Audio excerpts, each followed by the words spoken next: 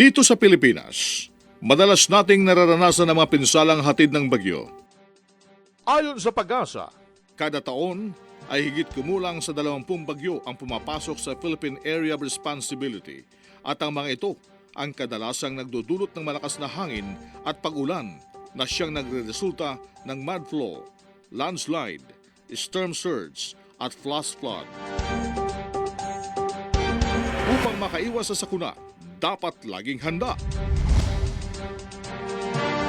Bago dumating ang bagyo, suriin po natin ang ating kabahayan at kung hangga't maaari pagtibayin ang mga mahihinang parte nito.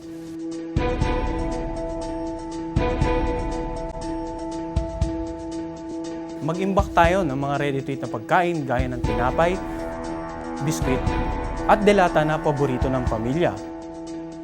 Mag-ipon din ng maiinom na tubig na maaaring tumagal ng hanggang 3 araw. Siguraduhin din natin na may laman ng mga gasol. Tiyakin na may sapat na kasuotan at ihanda natin ang emergency survival kit. Pagsama-samahin ang lahat ng mahalagang dokumento at ilagay sa lagayang hindi kayang pasukin ng tubig. Magtabi rin tayo ng sapat na pera. Siguraduhin puno ang baterya ng cellphone. Ihanda rin natin ang ating mga flashlight, radyong debaterya at pito. Ilikas ang mga alagang hayop sa mas matataas na lugar. At paalala na sa ating mga kababayan na may taniman, anihin na ang mga gulay at prutas na maaari ng punin. Makipag-ugnayan sa lokal na pamahalaan para alamin ang pinakamalapit na evacuation center.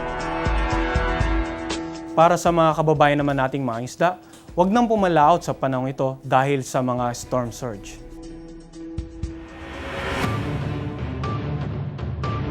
Pag dumating na ang bagyo, manatiling mahinahon. Makibalita sa radyo. Magbasa ng dyaryo. Makibalita sa iba't ibang social networking sites. At manood ng telebisyon para alamin ang lagay ng panahon. Sa panahon ng brownout, huwag itabi ang mga kandila at gasera sa mga bagay na madaling masunog.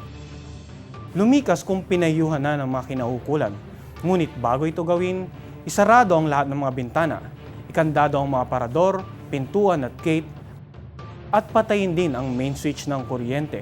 Mag-iwan din ng mensahe kung saan pupunta at dalhin ang emergency survival kit.